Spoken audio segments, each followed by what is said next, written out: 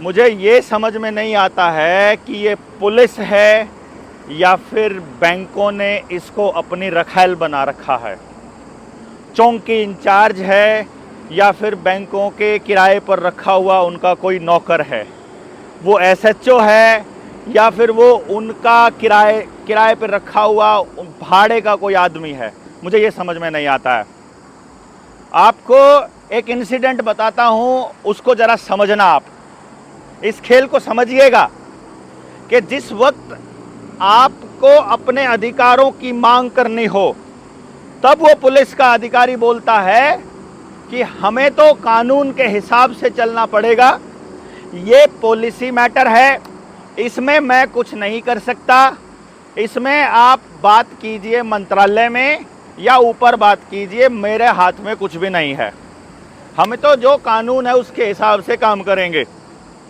अब आप एक इंसिडेंट पे बताइएगा कि फाइनेंस वालों ने कैसे किया, ठीक किया या गलत किया, और ये भी बताइएगा कि पुलिस वालों ने ठीक किया या गलत किया। सिरसा से दिल्ली के लिए एचपीसीएल बीपीसीएल का सामान लेकर के एक ट्रक चलता है और वो ट्रक पहुंचता है मैयड़ टोल पे, हिसार के मैयड़ टोल पे। टोल क्रॉस करके वो व्यक्ति जो ड्राइवर है वो उसके टायर ठंडे करने के लिए ट्रक को रोक लेता है। वहाँ फाइनेंस वालों का एक आदमी आता है जहाँ से वो ट्रक फाइनेंस है। चूँकि कोरोना काल में सरकार की गलत नीतियों के कारण और ट्रांसपोर्ट वालों को बर्बाद करने की वजह से ट्रांसपोर्टर्स अपनी किस्तें नहीं दे पा रहा, तो उस वक्त वो व्यक्ति जो फाइनेंस कंपनी का आदमी है, अपने आप को रिकवरी एजेंट बता रहा है, वो ड्राइवर को कहता है कि तुम्हें ये ट्रक छोड़ना पड़ेगा। ड्राइवर ने कहा मालिक से बात करवा दीजिए।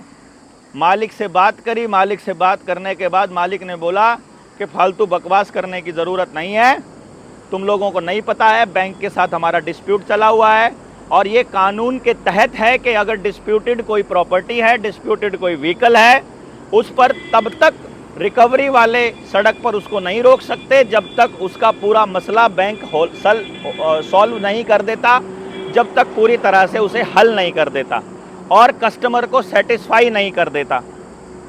अब आप देखिएगा, वो कहता है कि ठीक है मैं इसे छोड़ रहा हूं, और वो ड्राइवर को बोलता है कि चलो मुझे तुम आगे तक तो जा ही रहे हो, मुझे भी छोड़ देना।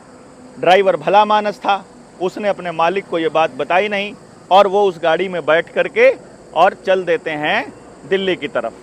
दिल्ली की तरफ चलते चलते वो फाइनेंस कंपनी का फ्रॉड आदमी अपना मैसेज करता है कि भाई मैं पहुंच गया हूं, यहाँ पहुंच गया, अपनी लोकेशन देता रहता है। तो वहाँ उनके और गुंडे खड़े मिलते हैं और अकेले ड्राइवर को, क्योंकि उसने पूरी रेकी कर ली कि गाड़ी के अंदर कोई हथियार नहीं है, यहाँ गाड़ी का मालिक नहीं है, ड्राइवर अकेला है और वो भी इतने हाइट का है, इस टाइप का है, और इस तरह से वो व्यक्ति अपने आप को बचाने के लिए कुछ भी करेगा। ये सोच करके वो जो और गुंडे आते हैं, आपने देखा ही होगा रिकवरी वाले कैसे मुस्टंडे होते हैं, वो उसकी गाड़ी को आगे जा करके रुकवा लेते हैं जहाँ बिल्कुल यार्ड है। हांसी में बिल्कुल यहाँ सिसाई के रोड के आसपास कहीं पर कोई यार्ड बना हुआ है, उसके नज़दीक वो उसको रुकवा देते हैं और वो हाथ देते हैं। ड्राइवर भलमानसी में रोक देता है क्योंकि वो बोलता है ये हमारे जानकार हैं, और वो गाड़ी रोकते ही, ट्रक को रोकते ही वो सारे के सारे उसको घेर लेते हैं। वो खिड़की खोल करके उसको बोलते हैं ड्राइवर को नीचे उतर, अब ये ट्रक हमारा हो गया। बंदा गाड़ी की ड्राइविंग सीट पे बैठता है और ट्रक को अपने यार्ड के अंदर लगा देता है।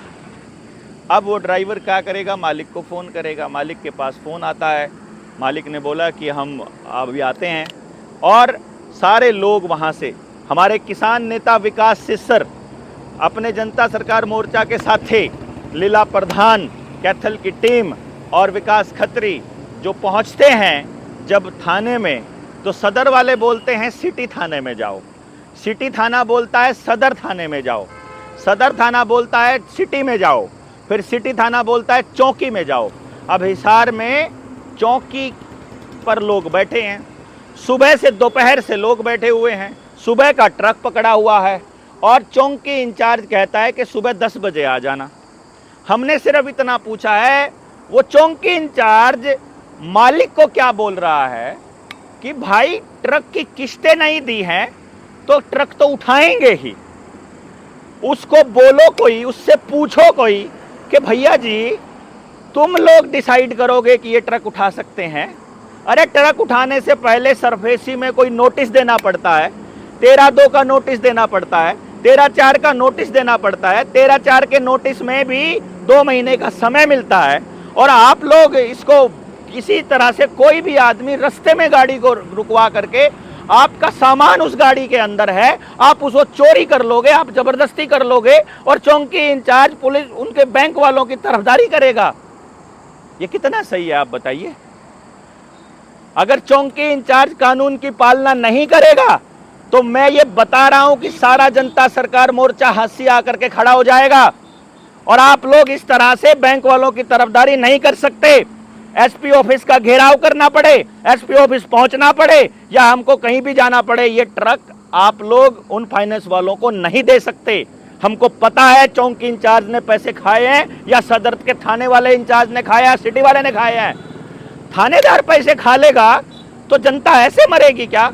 बैंक वालों के पास डिजिट है फ्री में ट्रांसफर करने के लिए, तो वो आपको मतलब वो चौकी इंचार्ज को ट्रांसफर कर देगा, उसको दे देगा अगर गड्डी बना करके छाप के, और आम जनता के पास पैसे नहीं है तो आपको न्याय नहीं मिलेगा क्या? हमारी एक ही गुजारिश है, फाइनेंस मिनिस्टर हो, चाहे गृह मंत्रालय हो या चीफ मिनिस्टर हो, हम बता रहे हैं आप सब लोगों को इस बात पे गौर करनी पड़ेगी। गृह मंत्री को देखना पड़ेगा आपकी पुलिस कितनी चोर है और चोरों के साथ, फ्रॉड बैंक वालों के साथ कितना मिल करके लोगों को लूट रही है। आपने लॉकडाउन लगाकर उनको सत्यानाश किया था, आपने लोगों के धंधे चौपट किए थे, आपने उनकी दुकान लूटने के लिए मजबूर किया था। जिम्मेदार आप हो और कसूरवार लोगों को निकालते हो। आपको देखना पड़ेगा वित्त मंत्री साहब कि तुम्हारे गाइडलाइन सत्यानाश कर रहे हैं देश के समाज का, और मुख्यमंत्री को समझ लेना चाहिए कि तुम्हारे राज में ये जो गुंडागर्दी चल रही है पुलिस की, तुम क्या कह रहे थे, या तो हरियाणा छोड़ दो या गुंडागर्दी छोड़ दो। ये गुंडागर्दी नहीं है तो क्या है? बिना किसी कागज के, बिना किसी नोटिस के, बिना किसी आदेश के, और कोई भी आदमी गाड़ी सड़क पर रुकवा लेगा और आपको उतार देगा और आपको फेंक देगा। ये जिल्लत की जिंदगी जी रहे हैं इस देश के लोग। मैं आपको बता रहा हूं साथियों, ये आम बात नहीं है। बहुत सारे धरने, बहुत सारे प्रदर्शन होते हैं, बहुत सारे रिकवरी होती हैं, लेकिन ये जो गेम चला रखा है, नई नई प्रपंच निकालते हैं। अभी एक साथी को रिकवरी एजेंट ने एक गाड़ी जो कि कमर्शियल व्हीकल था, कैथल से रोहतक के लिए बुक किया कि मेरा कुछ सामान लेकर जाना है। सामान लेकर के गई गाड़ी, वहां पर यार्ड में अंदर घुसा करके एड्रेस दे करके किस लोकेशन पे जाना है, यार्ड में अंदर हुआ के बोला अब तू निकल यहाँ से। उसके खिलाफ एफआईआर दर्ज नहीं कर रही है पुलिस। पुलिस का काम है तुम्हारे पास जो इन्फॉर्मेशन आई है उसको दर्ज करना, लेकिन पुलिस दर्ज नहीं कर रही है। मैं एक चेतावनी दे रहा हूं हांसी की पुलिस को, चौकी इंचार्ज साहब, यदि आपको लगता है कि आप बहुत बड़े, बहुत ईमानदार आदमी हो तो कानून के हिसाब से कार्रवाई कर लीजिए। यदि आप कहते हो कि मेरे बड़े साहब जो बताएंगे, तो फिर हम एसपी ऑफिस जाने के लिए भी तैयार हैं, फिर हम मेल करने के लिए भी तैयार हैं, फिर हम कॉल्स करने के लिए भी तैयार हैं, और फिर हम आपको पार्टी बनाएंगे कि आपने उनके साथ लग करके ये सब किया। ये देख लीजिएगा। मैं आप सब लोगों को ये कह रहा हूं कि सब लोग वीडियो को जितनी ज़्यादा हो सके शेयर कर दीजिए। मुख्यमंत्री को टैग कीजिए, वित्त मंत्री को टैग कीजिए, गृह मंत्री को टैग कीजिए, एसपी हांसी, एसपी हिसार को टैग कीजिए, थाना इंचार्ज को टैग कीजिए। जो भी आदमी गलत कर रहा है उसके बारे में बताइए। ये जानकारी ही आपके बचने का रास्ता है। आप सब लोग इस जानकारी को पहुंचाइए। आज रात को गाड़ी अगर उन्होंने नहीं दी तो कल थाने में जा करके उन लोगों से सवाल पूछना पड़ेगा कि तुम लोग जनता की सेवा के लिए बैठे हो या बैंकों ने तुमको किराए पे ले लिया है। ये बात पूछने की है। यदि आपको इसमें सच्चाई नजर आती है तो कमेंट बॉक्स में लिख के बताइए, शेयर करके बताइए और सब लोगों को बताइएगा।